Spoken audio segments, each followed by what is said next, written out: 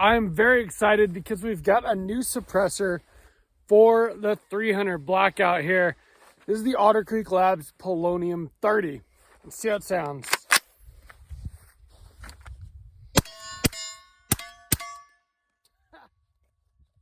No need for these.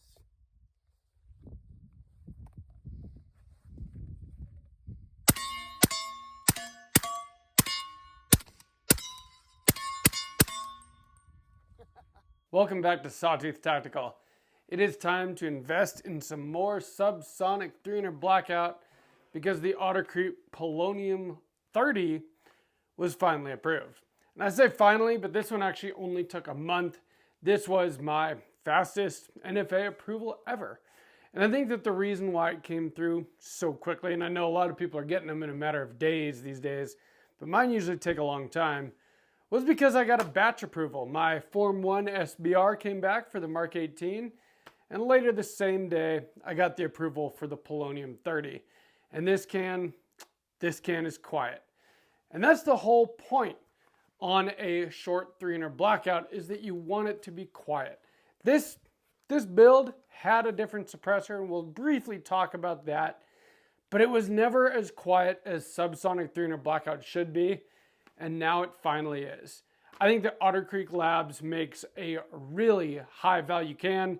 This thing is 600 bucks, and it's as quiet as anything else that I've tried on this 300 blackout. If you have not checked out Otter Creek Labs, you absolutely should. I bought the Polonium K last year at some point, and I've been running it on all of my 5.56 guns. I use the Silencer Co. ASR mounting system, the Bravo mount. I've got ASR muzzle devices on all of my 5.56 guns. And 5.56, 223, it is a supersonic round, pretty much no matter what. And so there's only so quiet you're going to be able to get it, because you're still going to get that supersonic crack no matter what. But I think for a K can, and especially a can that's only about $600, it sounds really, really good. Well, that's why I went with the Polonium 30 for my 300 blackout. Now, this 300 blackout has been suppressed basically since the day I built it a few years ago. But initially, I was using this. This is the Whip Machine and Tool Dirty 30. This was my very first suppressor. And I bought this suppressor for a few reasons. And we're only going to talk about it briefly because I don't want this video to be talking shit about the Whip Machine can. But I got it for one reason: it was cheap. I hadn't ever paid for a suppressor before, and this was 300 bucks, 500 all in with the tax stamp. The other reasons I got it was, well, FDE build, FDE suppressor. It matched. And whether you want to admit it or not, aesthetics do matter. The third reason is the whole point of this was my home defense build, was to keep it nice and short and compact, and this can is exactly that. Well, that was before I knew enough about suppressors, and I thought that subsonic 300 blackout was going to be quiet no matter which suppressor I chose, and that wasn't really true. Now, while I could shoot it with this can without ear pro for a couple rounds, even with subsonic rounds, I would still get some ringing in my ears. So since then, I've gotten a few more suppressors, and in fact, I do have another Whip Machine and Tool, the Mod 1 on my AR9, and with 147 grain subs, I can shoot that without ear pro. So, just is what it is. But the the Otter Creek Labs can is really good. So I decided to go with the Polonium 30. Now, for a few reasons. For one, I've been very impressed with the performance of the 5.56 Polonium K. But for two, it is not a low pressure can or a reduced back pressure can. It is a traditional baffle suppressor, and that's exactly what I want with 300 blackout, because if you guys have followed the channel for a while, you know that with this build I have had to mess with buffer weights and springs to get it to run subs reliably.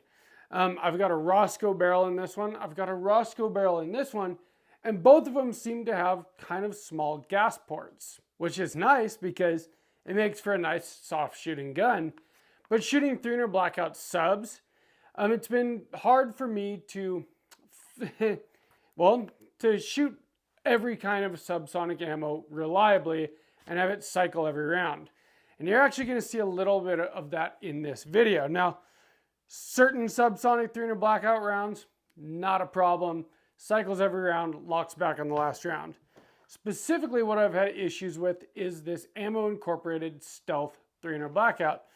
The thing about it is, this is about the cheapest subsonic 300 blackout you can find. So I want to be able to run it because sometimes it's fun to just mag dump. But we're going to get deep into this suppressor, the performance of it, and everything else after a quick word from our channel partner. This video is sponsored by Aura.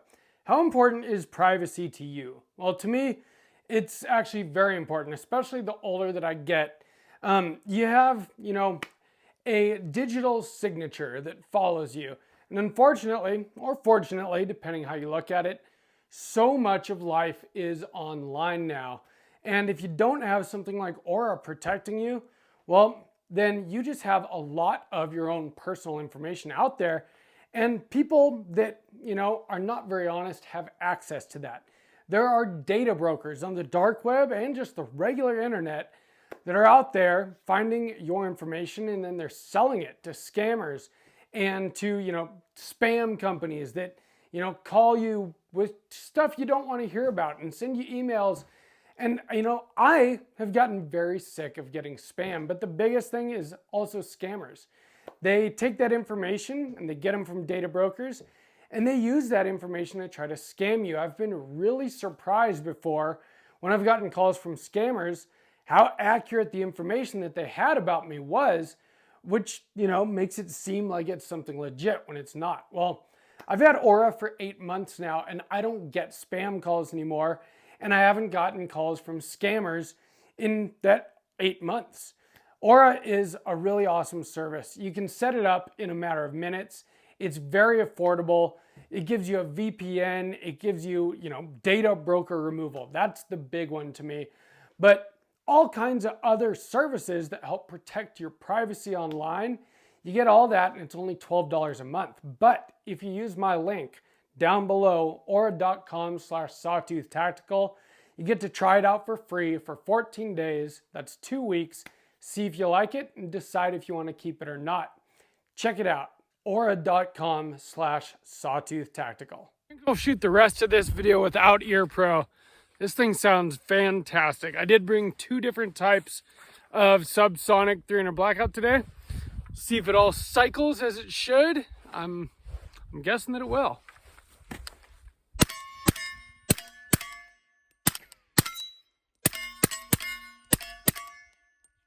Into the hill. As you can see from the shooting footage in this video, this suppressor is very quiet. And that's what I wanted. 300 blackout subs, I want it to be quiet. I want to be able to shoot it without Ear Pro. I want to be able to mag dump without Ear Pro, not just shoot a couple rounds. And what I realized is, I had to go with a bigger suppressor in order to do that. Like I said, I don't think there's anything wrong with these whip machine and tool cans, but you got to just look at the size difference there. There's only so quiet a suppressor that small can be. And so I went with the full size Polonium 30 on this build, and now it is very quiet. And the thing is, it's still a very short gun. So a few extra inches to make the gun actually quiet works for me. This is my home defense build. So I want it to be quiet because I don't feel like I'm going to have time to put on Ear Pro in a home defense situation. And besides that, my family, my daughter, definitely isn't going to have Ear Pro sitting by the side of her bed, or, you know what I mean? I just don't want to damage anyone's hearing if I ever have to pop this thing off indoors. Now, hopefully that never happens, and it's just something that we have fun with at the range. But that is the point of this build. Home defense. I mean, there's a reason why I love EOTechs, as you can see, but I chose an optic that has shake awake for this build, an optic that's going to be on no matter what, and I don't have to touch any buttons. It's got a really good, reliable light on it, SBR'd, so I can use a vertical foregrip. I mean, this is, in my opinion, an almost perfect home defense firearm, and the suppressor is a big part of that. Some people don't believe in suppressors for home defense because they want their neighbors to know that something is happening next door and call the police. I understand that, but at the same time, I want to still have all my wits about me and have my hearing. Especially if the cops do come, I want to be able to communicate with them without being totally deaf and just blasted out by, muzzle blasts and sound. So I do believe in suppressors for home defense, and 300 Blackout is a really good home defense round. It works great out of a short barrel. You can run supers or subs. Probably supers are better for home defense. They won't be quite as quiet, but they will be more effective. But as we get back to the suppressor here, you can see from the shooting footage that it is quiet. After the first couple of rounds today, I took off my ear pro and I didn't use them for the rest of the time. And I had absolutely no ringing in my ears. In fact, the sound of the rounds hitting the steel targets was louder than the sound of the gunshots. And that is what I wanted. So I am very happy with this purchase. And right now, I definitely recommend Otter Creek Labs. Both their Polonium K and their Polonium 30 have really impressed me. Now, as you can see, I am running it just direct thread with the mount that came with the suppressor at the moment, but that will change.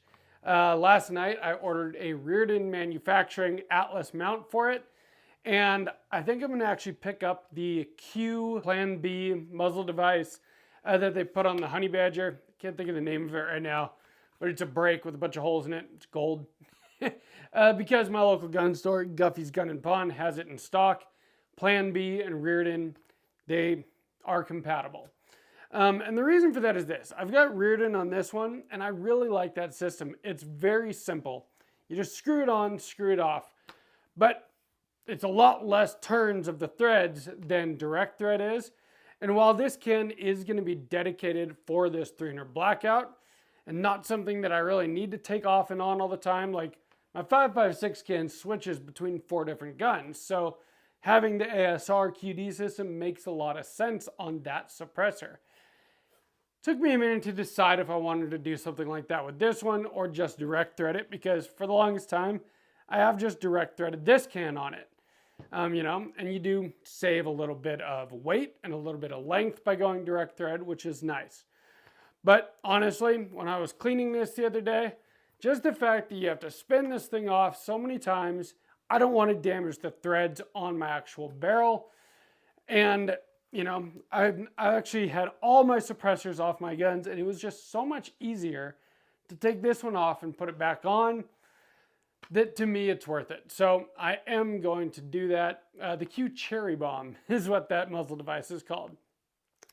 I was looking for Reardon muzzle devices, but they don't have any of them in stock on their website, which is kind of shitty. But anyway, this suppressor is very quiet. Now, besides being very quiet, how was the gas? Well, because that's one of the things, like shooting this Mark 18 with the Polonium K, you do get gassed out a bit, especially if you are mag dumping that thing. Like, you're going to be breathing some of that stuff. Well, I've never really noticed that with my 300 Blackout, but I've always had a very small suppressor on it that doesn't really add much back pressure into the system. So I was prepared to eat some gas today, and well, I didn't. I was only shooting subs today. Normally I like to take out some supers and some subs and shoot both. But with the new suppressor that I was expecting to be nice and quiet, all I wanted to shoot today was subs, and so I did. And subs don't have a whole lot of, there's just not a lot of powder in there. So of course it's not going to be as gassy as a 5.56, but I didn't really notice any gas at all. And in fact, I even had my stock collapse more than I normally would, because with the longer suppressor, it didn't fit inside my rifle case like it used to without collapsing my stock a little bit. And I just forgot to extend it when I got to the range, because I was doing both this video as well as the one that came out last week for the Nighthawk Custom Agent 2 1911 there. If you haven't seen that video, make sure you check it out. So I've been really impressed with my OCL Polonium K that I've got on my 5.56 guns, and that's part of the reason I went with the Polonium 30 for the 300 Blackout here. Part of the reason too is because a traditional baffle stack can is literally what I want on a build like this. When you're shooting subsonic rounds, the extra back pressure actually helps your gun be more reliable, which is nice. The steel is louder than the gun.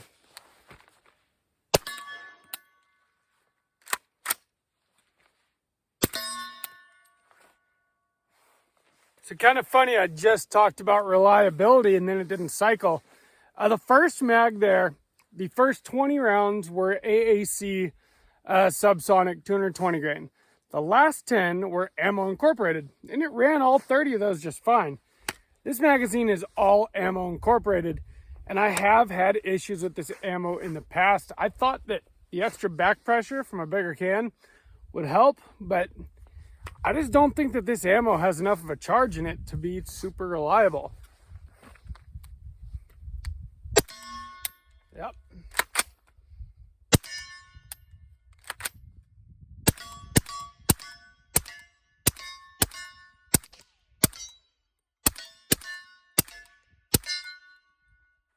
Seems to be running now.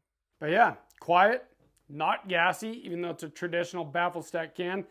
And again, like I said, I chose a baffle can like this, not a flow-through design for the 300 Blackout, because I want more back pressure so that it reliably runs subs. Now, today I did try 2 different brands of subs. I had one 20-round box left of some AAC 220 grain subsonic hollow points. I've always had very good luck with that ammo. It's always been reliable in this thing, no matter what suppressor I'm running or without a suppressor. I mean, I don't shoot subs without a suppressor. That's just a waste of money. But I have had issues with this ammo incorporated stealth 220 grain subs in the past. Now, sometimes it seems to run great. Other times it doesn't. Well, I thought that the added back pressure of this suppressor would mean that it would run great all the time, which is what I'm hoping because I've got a lot of this. And that wasn't really the case. So the first mag ran through all that AAC, no problem. Ran through the rest of the mag, because like I said, I only had 20 rounds of the AAC, so the last 10 rounds in the magazine were the ammo incorporated. Ran through that just fine. The next magazine, it was a single shot for the first couple of rounds, and then it ran great after that. So I am starting to think that these just are not consistent in the amount of powder charge that they have in them. Because like I said, I've had times when they ran perfectly reliably and other times they didn't. And after the first few rounds of those, it ran great. And in fact, it locked back on the last round just like it should. So it's one of those things where, do I buy more ammo incorporated? For range use, yeah, maybe so. Because I do think that it's probably going to mostly run reliably. We're going to see. I've got a lot of it and I'm going to continue to test it. But at the same time, I'm still going to buy that AAC ammo or 220 grain subs as well. It's only a little bit more expensive. I think it's like $15.99 for a 20 round box. This stuff is like $150 for 200 round like bulk packs. So really only $1 difference per 20 rounds. To me, it's worth that dollar to not have to rack my gun every shot if I'm getting rounds that are not charged as, hot. So I'll probably continue to buy both. I mean, we'll see what happens the more that I run through this stuff. If it does seem to run reliably, I'll buy more of it because it's a great deal. If it doesn't, I'll buy more of the AAC because I think reliability is important to me. Now, when it comes to actual home defense, I do have different ammo. I've got more expensive, fancy, soft point, expanding subsonics, and then I've also got, supersonic 300 Blackout. And, I keep the supers in 30 round mags, the subs in 20 round mags. That way I know which is which. Probably start with supers and go to subs in a home defense situation. Maybe go the other way. I don't know. It is very satisfying to finally have my 300 Blackout as quiet as it's supposed to be.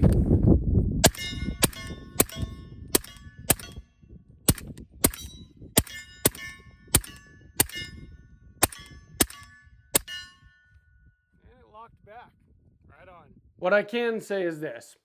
300 Blackout is awesome. It's really fun to go out and shoot a rifle round without ear pro. And that is one of the great things about 300 Blackout. With subsonic ammo, you can make it really quiet with the right suppressor. And I finally have the right suppressor. There's a lot of really expensive suppressors out there. I recently ran this gun with the Silencer Co. Velos LBP, and it sounded absolutely amazing and was totally reliable and locked back, even though that's a low back pressure can. But that's like a $1,000 suppressor. This is a $600 suppressor, and it sounds just as good and didn't seem any gassier to me.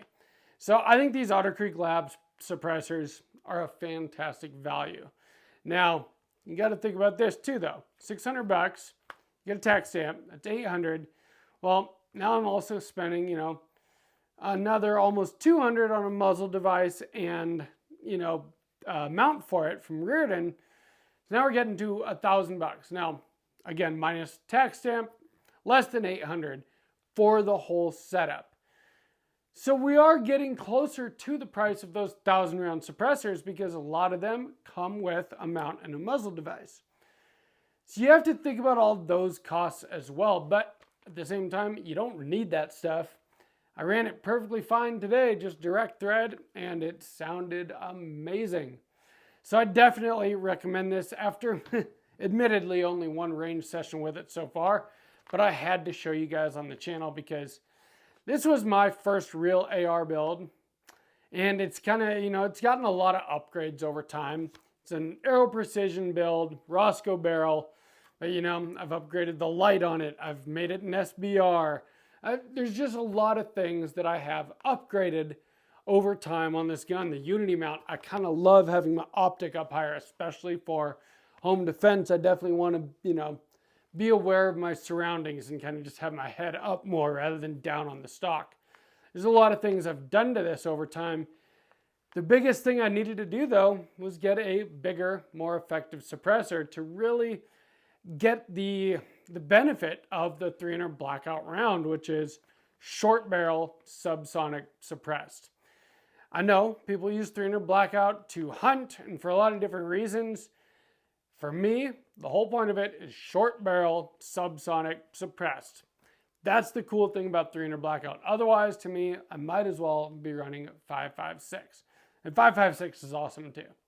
There's a lot of great rounds. And the great thing about the AR-15 is that you can build them out in different chamberings.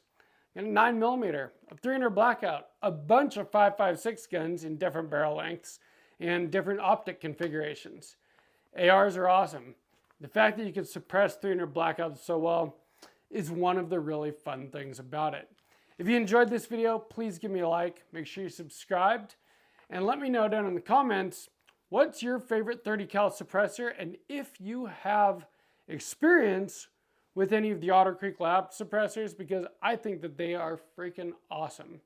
From Sawtooth Tactical, stay strapped or get clapped.